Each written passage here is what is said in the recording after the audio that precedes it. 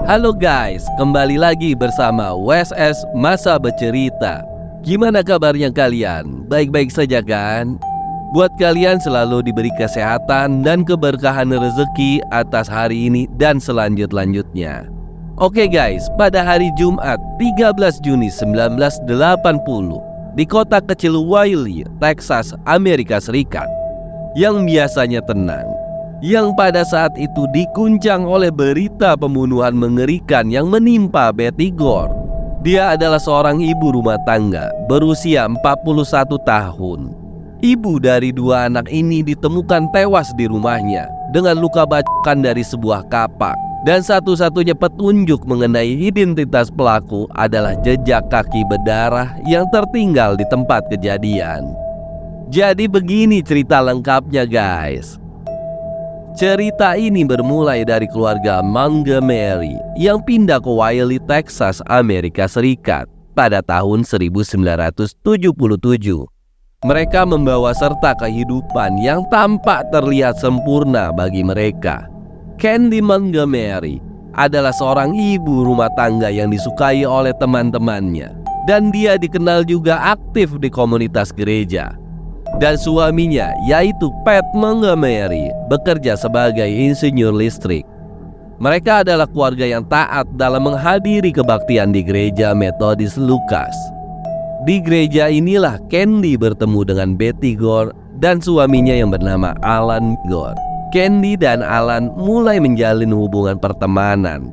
Tetapi keadaan berubah ketika Candy merasa tertarik kepada Alan setelah adanya insiden kecil dalam pertandingan bola voli di gereja mereka.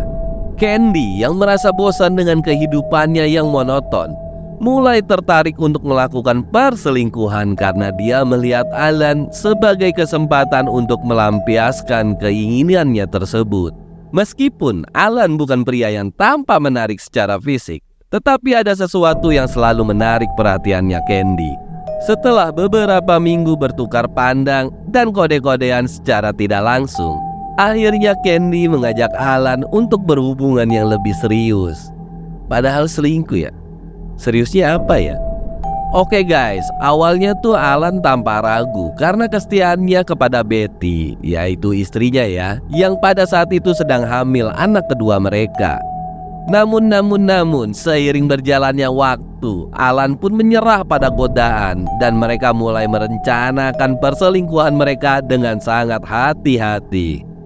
Mereka pun suka mengatur pertemuan di tempat-tempat tersembunyi dan menetapkan aturan untuk memastikan hubungan gelap mereka tidak diketahui sama semua orang. Ya iyalah, namanya juga selingkuh. Perselingkuhan antara Candy dan Alan berlangsung selama hanya beberapa bulan saja. Tetapi seiringnya waktu nih, hubungan tersebut mulai merenggang.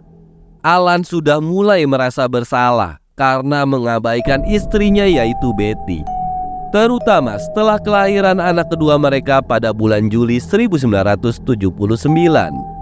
Selain itu, Betty yang sedang berjuang dengan depresi pasca melahirkan semakin memperburuk situasi. Hubungan seksual mereka pun menjadi tegang, padahal mereka suami istri. Dan Alan semakin lama menyadari bahwa perselingkuhannya dengan Candy tidak lagi memberinya kepuasan yang sama seperti sebelumnya. Nafsu pertama tuh, nafsu semata tuh, nafsu doang sih. Betty yang mulai merasakan ketidakpedulian suaminya. Dia pun menghabiskan minggu-minggu berikutnya dengan mengeluh tentang berbagai masalah kesehatan. Dan keadaan ini juga memaksa Alan untuk menghadiri retret konseling pernikahan yang diadakan oleh gereja mereka. Tapi pada akhirnya nih, konseling tersebut berhasil, telah membantu mereka untuk memperbaiki hubungan yang sebelumnya pernah renggang. Dan finalnya nih guys, Alan pun memutuskan untuk mengakhiri perselingkuhannya dengan Candy. Pada saat itu, Candy pun merasa kecewa dengan keputusan Alan. Mungkin Candy berpikir, "Oh Alan, kau kan pria satu-satunya di hatiku. Walaupun fisik kamu tidak good looking, but your heart is looking and your..." Oke, skip. Tetapi dia juga merasa lega nih, karena hubungan mereka sudah tidak lagi menggairahkan seperti pertama kalinya mereka bertemu. pada hari Jumat 13 Juni 1980. Alan yang sedang berada di luar kota untuk urusan bisnisnya. Pada saat itu dia merasa cemas karena tidak bisa menghubungi istrinya sepanjang hari. Dan kekhawatirannya pun meningkat saat tetangganya juga tidak dapat mendapat jawaban dari istrinya. Dan Alan akhirnya menghubungi Candy untuk memastikan apakah ia tahu sesuatu mengenai keadaan istrinya. Mengingat putrinya Candy, yaitu Alisa, sedang menginap di rumahnya Alan pada hari itu. Candy pun memberitahu Alan bahwa dia sempat melihat Betty sebelumnya ketika ia pergi untuk mengambil baju renang anaknya, yaitu Alisa. Menurut Candy, istrinya Alan tuh tampak baik-baik saja saat ia meninggalkannya. Namun ketika waktu terus berjalan dan Betty tetap tidak bisa dihubungi, Alan pun meminta tetangganya lagi untuk memaksa masuk ke dalam rumahnya. Dan pada saat itu mereka menemukan bayi perempuan, yaitu Bethany, masih berada di dalam tempat tidurnya. Bayi itu terlihat dehidrasi dan masih memakai popok yang kondisinya sudah sangat kotor. Dan saat diperiksa ke ruang utilitas, di tempat tersebutlah tubuh Betty telah ditemukan dalam kondisi mengenaskan. Polisi yang menyelidiki TKP awalnya mengiranya Betty ditembak karena terlihat dari kondisi tubuhnya dan juga banyaknya darah yang ditemukan di tempat kejadian. Namun, pemeriksaan lebih lanjut mengungkapkan bahwa Betty tewas karena dibacok dengan kapak sebanyak 41 kali dan hanya satu pukulan saja yang terjadi setelah Betty meninggal. Jadi, dengan hasil pemeriksaan tersebut menunjukkan bahwa Betty meninggal dengan cara kebrutalan yang sangat ekstrim. Ketika detektif menginterogasi Candy, awalnya dia bukan tersangka utama loh guys.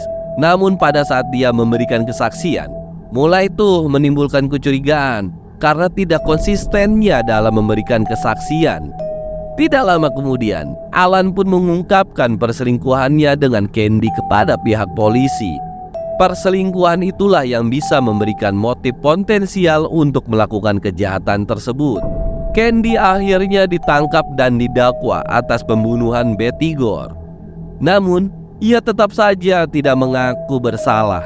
Dan yang anehnya nih, dia tetap mendapatkan dukungan dari banyak anggota komunitasnya, termasuk juga dari gereja mereka.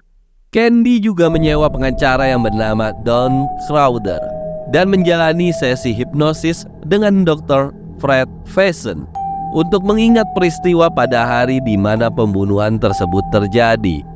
Ngomong-ngomong, Candy banyak juga duitnya ya. Persidangan Candy Montgomery dimulai pada Januari 1981. Persidangan tersebut menarik perhatian media secara nasional. Para jaksa penuntut menuduh bahwa Candy membunuh Betty karena cemburu. Sementara pembelaan Candy berargumen bahwa ia bertindak hanya dalam pembelaan diri setelah Betty menyerangnya terlebih dahulu dengan sebuah kapak. Tetapi bukti yang diajukan oleh jaksa termasuk sidik jari Betty, jejak kaki dari darah, dan sidik jari Candy yang diambil dari tempat kejadian perkara. Namun, Candy dan pengacaranya mengklaim bahwa Candy bertindak dalam keadaan marah disosiatif setelah Betty mendiamkan Candy. Maksudnya apa ya? Baper amat nih Candy ya? Yang menurut Dr. Faison memicu trauma masa kecil yang belum pernah terselesaikan. Selama persidangan, Dr. Faison bersaksi bahwa Candy berada dalam keadaan tidak sadar saat menyerang Betty dan dia kehilangan kendali atas tindakannya. Meskipun jaksa berargumen bahwa serangan sebanyak 41 kali tidak mungkin dilakukan dalam keadaan pembelaan diri. Akhirnya, semua juri pun memutuskan bahwa Candy tidak bersalah atas pembunuhan tersebut. Amazing. Apakah plot twist? Oh tidak, ini bukan film. Keputusan juri yang membebaskan Candy pada saat itu sangat mengejutkan banyak orang maupun media setempat.